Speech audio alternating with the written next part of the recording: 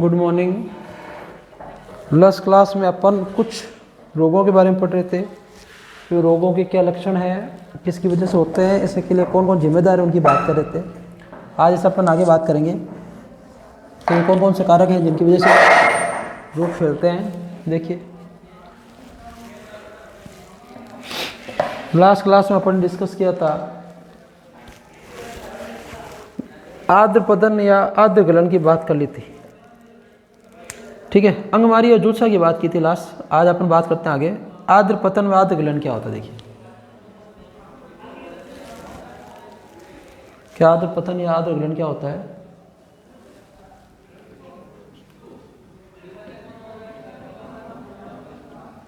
देखिए क्या आर्द्र पतन आर्द्र गलन की बात करते हैं कि मृदा सतह के समीप जो नवजात या छोटे कोमल पौधों का तना गलना या तथा जमीन पे गिरना क्या कहलाता है, आर्द्र गलन कहलाता है। क्या होगा देखिए कि मृदा सतह के समीप के मृदा की सतह जो होती है उसके पास में क्या होता है आपके नवजात और छोटे जो पौधे निकलते हैं। ठीक है, नवजात या अपन कह सकते हैं छोटे पौधे, छोटे पौधों का छोटे पौधे के तने का गलना तथा जमीन पर गिरना क्या कहलाता है, आपके आर्द्र गलन कहलाता है। क्या कोई तना मृदा जो है उसकी सतह के पास में है, जैसे ये मृदा है, ये तना निकला हुआ है, ये टूट के मृदा पे गिर गया, ये गल गया। ठीक है, तो इसे क्या कहेंगे, आर्द्र गलन कहेंगे या क्या कहेंगे, आर्द्र पतन कहेंगे। किसमें पाया जाता है, टमाटर और मिर्च का आर्द्र गलन। इसके अगला है गलन या विगलन या सड़न। देखिए गलन या विगलन या आपके सड़न, ये सभी एक ही बात है कि कवक व जीवाणु के संक्रमण से, कि कवक व जीवाणु का जो संक्रमण होता है तो पौधे के कोमल ऊतकों का क्या हो जाता है, विघटन हो जाता है, टूटने लग जाते हैं। कब क्या होता है, आपके कवक व जीवाणुओं के संक्रमण के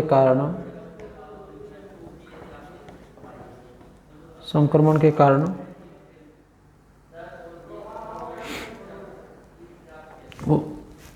पौधे के जो कोमल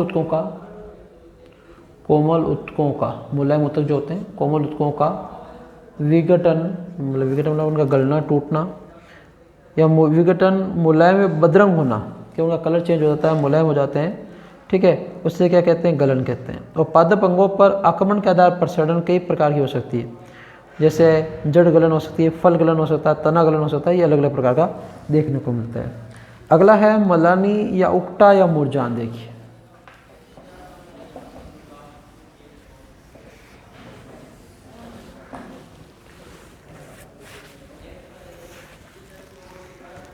मलानी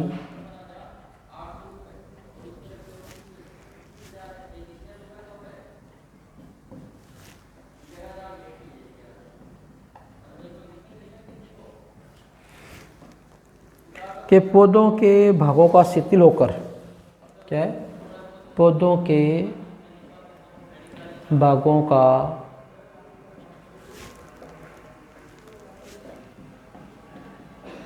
शिथिल होकर मुरझाना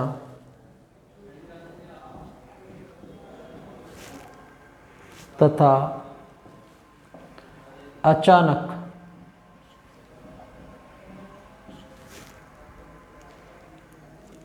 सूख जाना क्या कहलाता है, मलानी या उकटा कहलाता है।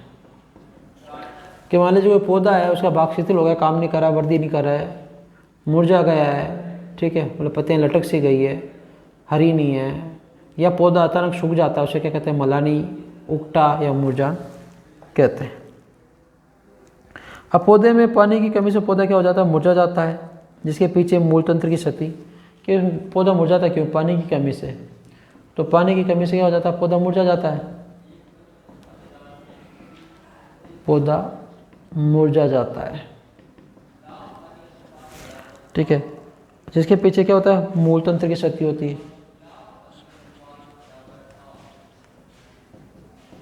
क्षति मतलब नष्ट होता है। जल संवहन वाहिनियों की क्या होती है, जो आपकी आंशिक मुंहबंदी है इत्यादि या रोगजनक द्वारा इस तरह भी जहरीले पदार्थ होते हैं जो मलानी कारण हो सकते हैं, कि उनसे जहरीला पदार्थ निकलता है जो मलानी की वजह से होता है, जैसे अरहर व कपास का मलानी रोग। ठीक है, इसके आगे चित्तेरी या मोजेक के सामान्य हरे उत्तकों के साथ साथ हल्के हरे या पीले धब्बों का अनियमित रूप से बिखरे हुए होना क्या कहलाता है, मोजेक कहलाता है। देखिए क्या है कि सामान्य हरे उत्तकों के साथ साथ हल्के हरे या पीले धब्बों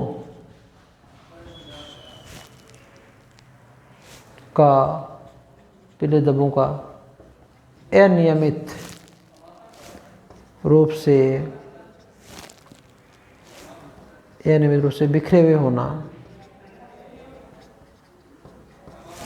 क्या कहलाता है, आपके मोजेक कहलाता है। कि जब मान लीजिए क्या होता है कि पादप के जो हरे उत्तक होते हैं उन पे हल्के हरे रंग के या पीले रंग के धब्बे बन जाते हैं। जैसे मान लीजिए पत्ती है, ठीक है, और इस पर मान लीजिए हरी और इस पर ऐसे धब्बे बन जाते हैं पीले रंग के, तो इसे धब्बों को क्या कहेंगे, मोजेक कहेंगे। किसमें पाया जाता है, जैसे तंबाकू का मोजेक रोग, तंबाकू का मोजेक रोग, जिसे शॉर्ट बोलते हैं TMV, तंबाकू मोजेक वायरस। ठीक है, ये हो सकता है।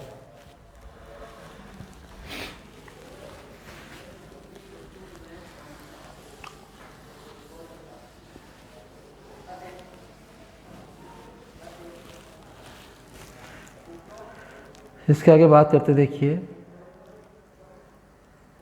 2 और बच गए, उसके बाद में आगे स्टार्ट करते हैं। फाइलोडी, फाइलोडी क्या होता है, देखिए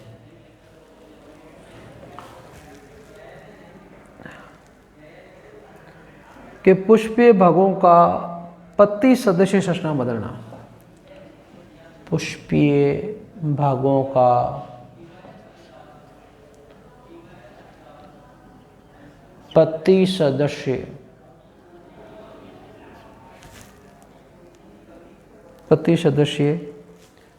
संरचना में परिवर्तन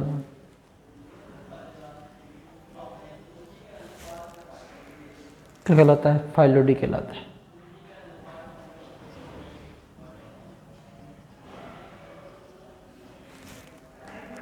तिल एग्जाम्पल, तिल का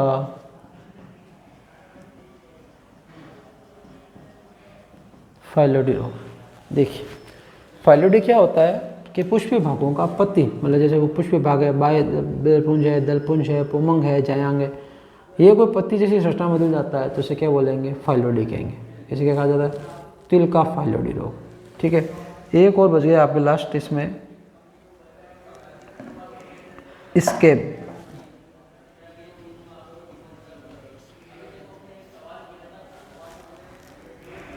कि पौधे के अंगों का खुरदरा, पौधे के अंगों का खुरदरा व पपड़ी सदृश्य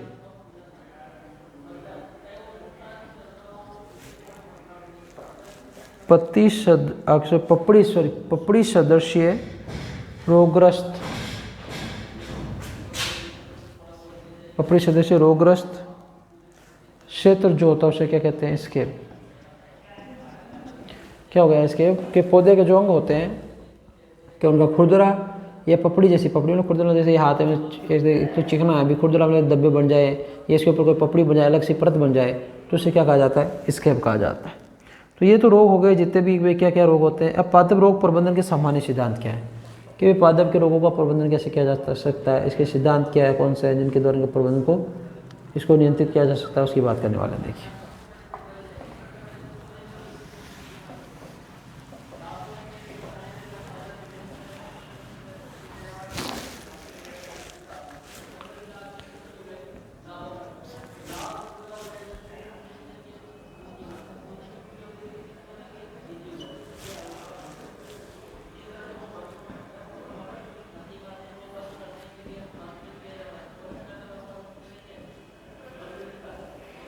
पादप रोग प्रबंधन के सामान्य सिद्धांत कि पादप रोग को किस प्रकार से नियंत्रित किया जा सकता है, ठीक है, उनको कौन से सिद्धांत है।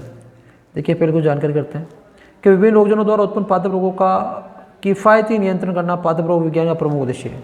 कि पादप रोग का नियंत्रण तो करना है लेकिन अपने को कम पैसों के साथ करना, वो क्या अपना पादप प्रबंधन का मुख्य उद्देश्य है।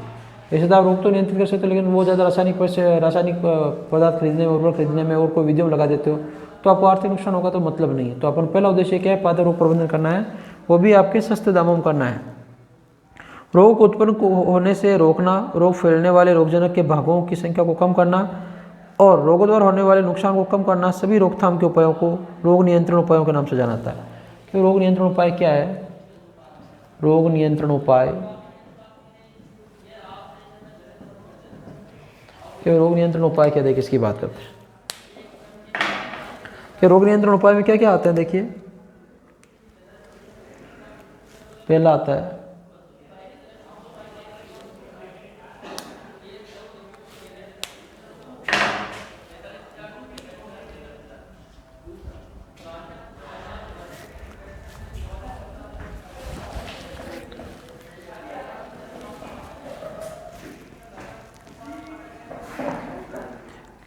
देखिए इसमें पहला पॉइंट आपके यह आता है कि रोगों को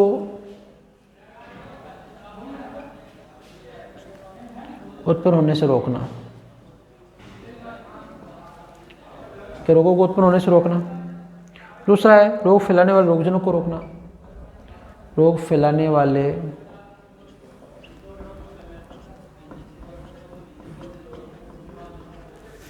कि रोग फैलाने वाले जो रोगजनक है, ठीक है, उनको क्या करना कि रोगजनक के जो भागों की संख्या कम करना, कि वे रोगजनक की संख्या कम करना ताकि आगे रोग नहीं फैला सके, तथा रोगों द्वारा होने वाले नुकसान को कम करना। दूसरी कि रोगों द्वारा होने वाले नुकसान को कम करना, कि वे रोग से जो नुकसान हो रहा है उसको क्या करना, कम करना। ये सभी क्या है आपके रोग नियंत्रण उपाय हैं, इनके माध्यम से अपन को क्या कर सकते हैं, रोग को नियंत्रित कर सकते हैं। लेकिन नियंत्रण शब्द अंतिम स्थिति का भाव उत्पन्न करता है, अर्थात जैसे किसी समस्या का अंत हो गया हो जबकि वास्तव में पादप रोग पूरी तरह से समाप्त नहीं हो पाते हैं। तो रोग नियंत्रण शब्द के स्थान पर रोग प्रबंधन शब्द का प्रयोग करना वास्तव में उपयुक्त और तर्कसंगत होता है। कि रोग नियंत्रण की जगह पर कौन सा शब्द प्रयोग करना है आपको रोग प्रबंधन प्रयोग करना, तब तक अपन रोग को खत्म नहीं कर देते पूरी तरह से, तब तक रोग प्रबंधन। और दूसरी ओर प्रबंधन शब्द एक निरंतर चलने वाली प्रक्रिया है और धारणा पर भी प्रतिपादित करता है। तो प्रबंधन केवल रोगजनकों के उन्मूलन के सिद्धांत पर आधारित नहीं है, अपितु रोगों द्वारा होने वाले क्षति को कम करने या इसको एक आर्थिक हानि स्तर से नीचे रखने या इस स्तर से ऊपर रोग के उत्पन्न होने को कम करने को सिद्धांत पर आधारित है। तो रोग वास्तव में रोग प्रबंधन फसलों के उत्पादन में निरंतर समायोजन की आवश्यकता आपको सुझाव देता है। अतः रोग नियंत्रण शब्द के स्थान पर अपन क्या करते हैं, रोग प्रबंधन शब्द का प्रयोग करना उचित रहता है। फिर रोग नियंत्रण का मतलब है रोग को नियंत्रित कर लिया, और आपको पता रोग नियंत्रित नहीं होता, लास्ट तक चलता रहता है। रोग प्रबंधन शब्द जो है वो उचित शब्द है, क्योंकि रोग प्रबंधन जब तक अपन रोग को कम नहीं कर लेते, रोग की संख्या को कम नहीं कर लेते, रोगजनों को कम नहीं कर लेते, ठीक है, और अपन वाले कम से कम नुकसान अधिक और उसको कम कर सकते हैं, तो ये सब वर्ड किसके लिए आता है, रोग प्रबंधन। तो अपन को रोग नियंत्रण शब्द की जगह क्या प्रयोग करना है, रोग प्रबंधन प्रयोग करना है। एक उचित शब्द है और लंबे समय तक चलने वाली प्रक्रिया भी है। इसके आगे देखिए कि सबसे पहले आपके वेट जेल वैज्ञानिक, देखिए मैं थोड़ा सा हटा देता हूँ उसको, कि सबसे पहले वैज्ञानिक होता है वेट जेल। इन्होंने पादप रोग नियंत्रण के सिद्धांतों को 4 भागों में बांटा था। किसे के पादप रोग नियंत्रणों के सिद्धांत, पादप रोग नियंत्रण के सिद्धांत को कितने भागों में बांटा था, 4। कौन कौन से देख लीजिए आप, बात करते हैं। पहला है आपके बहिष्करण,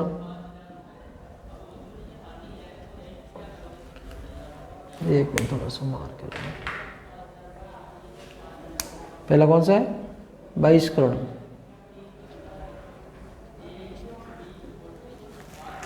दूसरा आता आपके उन्मूलन, तीसरा आता आपके बचाव, और चौथा आता आपके प्रतिरक्षण। ये 4 सिद्धांत किसके द्वारा दिया गया था? वहट जल के द्वारा दिया गए थे पादप रोग के नियंत्रण के लिए। कि पादप रोग को नियंत्रित कैसे किया जा सकता है, उसको नियंत्रित करने के लिए 4 सिद्धांत दिए गए थे। इसके आगे बात करें कि लेकिन पादप रोग प्रबंधन में उन्नति व नए विकसित किए गए उपायों को स्थान देने के लिए इनमें 2 और सिद्धांतों को जोड़ा गया है। एक है आपके 2 सिद्धांत और जोड़े गए हैं पादप प्रबंधन में। एक है आपके परिवर्जन और दूसरा जोड़ा गया शब्द आपके है उपचार, थेरेपी। ठीक है, तो ये 2 शब्द और जोड़े गए हैं। इस प्रकार रोग प्रबंधन में निम्नलिखित 6 सामान्य सिद्धांतों का अध्ययन करेंगे। पहला हो जाएगा परिवर्जन, उपचार, ठीक है, दूसरे 2 तो ये हो गए, फिर ये तीसरा बहिष्करण, चौथा उन्मूलन, 5वां बचाव, छठा आपके प्रतिरोधकता या प्रतिरक्षण, ये सभी हो गए। तो 6 सिद्धांत में लिख देता हूँ वापिस कौन कौन से हैं किसके अंदर। वेट जेल के 2004 दिए गए थे, लेकिन प्रबंधन में कौन से 6 सिद्धांत पढ़ते हैं, कौन कौन से। पहला देख लीजिए आप, परिवर्जन, 1 नंबर पे देखिए परिवर्जन। दूसरा है बहिष्करण, तीसरा है आपके उन्मूलन, चौथा है आपके बचाव, 5वां है आपके प्रतिरोधकता,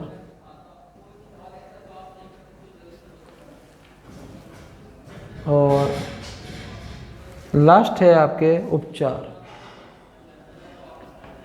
तो ये कुछ 6 सिद्धांत है जो आपके पादपों में जो है रोग नियंत्रण को या रोग प्रबंधन वर्ड यूज़ करना है, उसमें ये सिद्धांत काम करते हैं। इन सिद्धांतों के बारे में अपन को पढ़ना है। ये चारों 6 सिद्धांत क्या है, इनकी क्या विशेषताएं हैं, इनकी बात करने वाले हैं। तो सबसे पहले क्या करते हैं, परिवर्जन, 1 नंबर।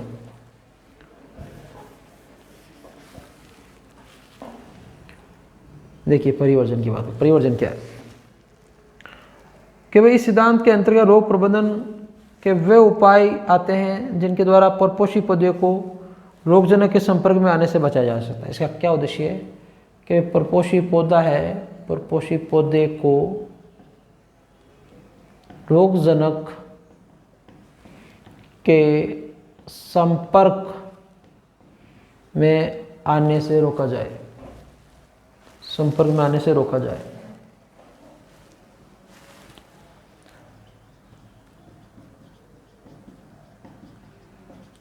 कि भाई अपन को इसमें क्या करना है कि भाई इसमें अपन को ये सिद्धांत, अपन को कुछ ऐसे सिस्टम अपनाना है, कुछ ऐसा कुछ स्कीम करनी है। ठीक है, कि इसके अंदर अपन को क्या करना है कि भाई पौधा जो है वो रोगजनक के संपर्क में नहीं आए। ठीक है, रोगजनक के संपर्क में नहीं आएगा तो क्या होगा, संक्रमण नहीं फैलेगा, रोग आगे ज़्यादा नहीं फैलेगा। ठीक है, अब देखो ये अपन कैसे कर सकते हैं, देखिए एग्जाम्पल के द्वारा समझते हैं इसको 1 मिनट के लिए। देखिए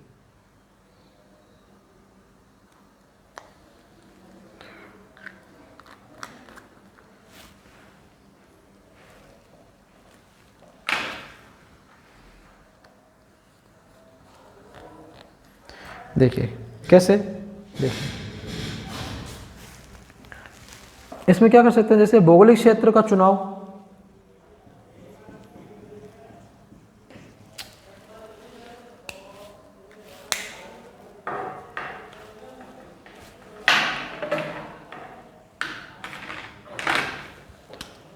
भौगोलिक क्षेत्र का चुनाव,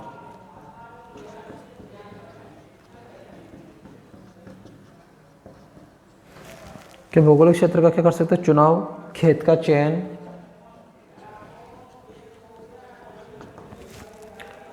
बुआई के समय का चुनाव, कि बुआई अपन को कब करनी है, थोड़ा समय से पहले कर लें।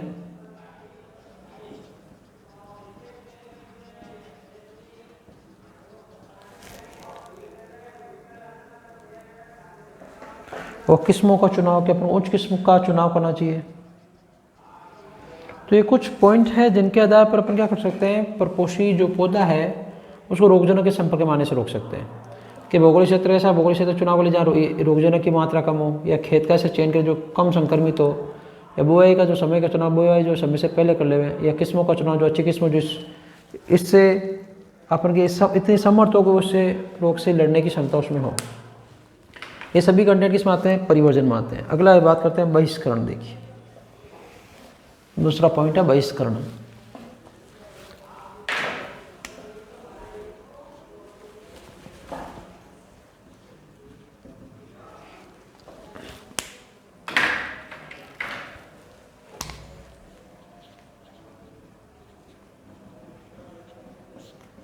बहिष्करण क्या? देखिए इस सिद्धांत के अंतर्गत वे उपाय आते हैं जिनके द्वारा किसी बाह्य रोग को नए क्षेत्र में प्रवेश करने या स्थापित होने से रोका जाए। इसमें का उद्देश्य क्या है कि बाह्य रोग को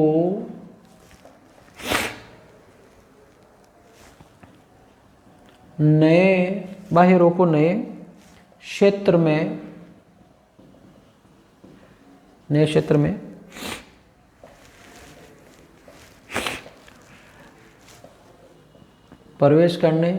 या स्थापित होने से रोकना। कि अपने क्षेत्र के रोग तो कभी बाहर से रोग नहीं आ जाए, किसी और क्षेत्र से रोग नहीं आ जाए, उसको रोकने के इसके उपाय होते हैं। और रोगजनक के बहिष्करण के उपायों में पादप संरोध। अब इसमें बहिष्करण कौन कौन से आते हैं? इसके एग्जाम्पल देखिए कि बहिष्करण के एग्जाम्पल कौन कौन से आते हैं। तो पहला आता है इसमें पादप संरोध। अब देखिए क्या पढ़ेंगे, पादप संरोध क्या होता है पढ़ेंगे, बहुत महत्वपूर्ण टर्म से बहुत काम आती है। बीज प्रमाणीकरण,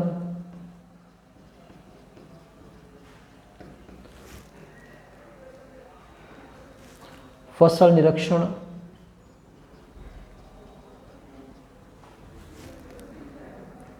रोगजनक मुक्त रोपण सामग्री,